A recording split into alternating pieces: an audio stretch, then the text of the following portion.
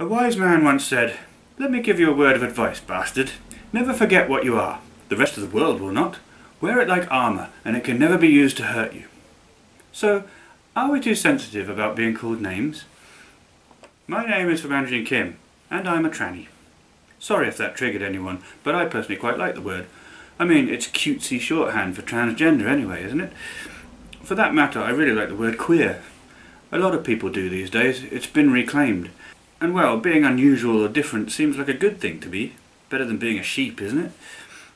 A common criticism from anti-SJWs when people talk about being misgendered or the pain and dysphoria caused by some of the slurs people regularly throw in the direction of transgender people is that we're being too sensitive.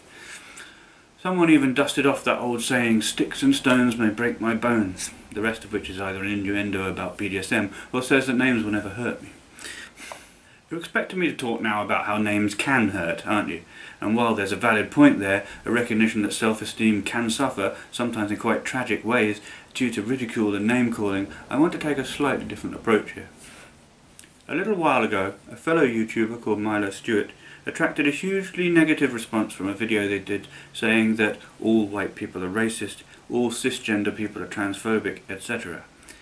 I understand why people reacted so negatively to this. It was a senseless exaggeration of a worthwhile point, that subconscious biases can persist despite our best intentions, and so it is worth looking at and challenging your own unintentional bigotry. And it perhaps did more harm than good by fanning the flames of intolerant backlash while also making progressive views look bad. But the continued upset of some people, the mob mentality, the grudge bearing against Milo that has ensued, all because she basically called you mean names, does seem very ironic, considering how often those of us who are fighting against intolerance are accused of being oversensitive.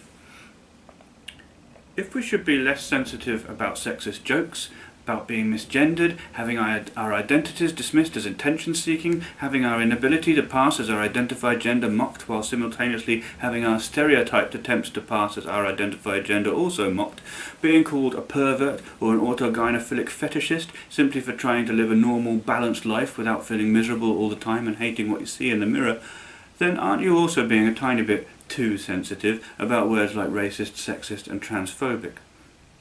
It's almost as if you are not used to having people disrespect you or your identity, so that on the rare occasion that it does happen, you start an absolute shitstorm about it. Well, poor you. You get a tiny little slice of what some of us experience on an almost daily basis. In case you've managed somehow to be unaware of this, the difference between the white, cisgender, heterosexual man being called mean names like racist and misogynistic is that the transgender person who is misgendered, has their identity dismissed as delusion, and their appearance, body and sexuality continually critiqued and objectified, is that A, this verbal abuse is pretty constant from lots of people and all the fucking time, B, it is aggravated by, at least pre-hormones, never quite being seen or recognised by others as what you feel is true about you, or even not seeing your own truth when you look in the mirror, and C, that worryingly often transgender people are also subjected to actual violence and discrimination.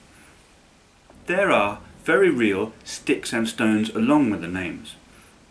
There's also a difference between occasional meanness and a constant barrage of it. People who are bullied at school can be driven to suicide, or at least scarred for life, their confidence and self-esteem shattered in ways that can still negatively affect them even when things get much better when they are older. This can be true even when the vast majority of abuse was name-calling and ridicule only. The difference between that and overreacting to the occasional slur?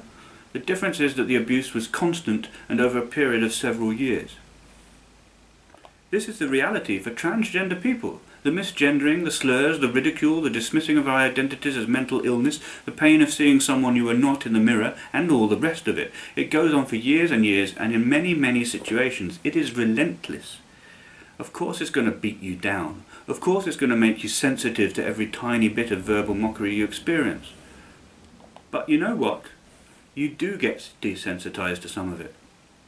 You do end up rolling your eyes. Oh, here comes another troll saying I'm delusional. Oh, someone accused me of having a sick fetish again. Oh, someone else criticised me for what I look like. Someone asked me, "What are you?" That's kind of funny, really.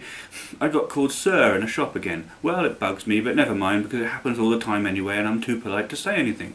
Oh, another feminist wants to claim I'm reinforcing gender stereotypes while simultaneously claiming that there's nothing feminine about me and I'm behaving like a typical man. Can't you see how ironic she's being? It's water off a duck's back. We hear it all the time.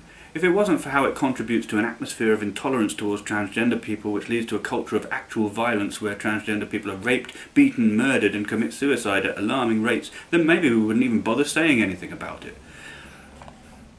But then someone says or implies that you might be racist, sexist, homophobic or transphobic, and you rant about it forever and will never forget or forgive the mean, nasty things people said about you, even though you were not actually oppressed in your day-to-day life.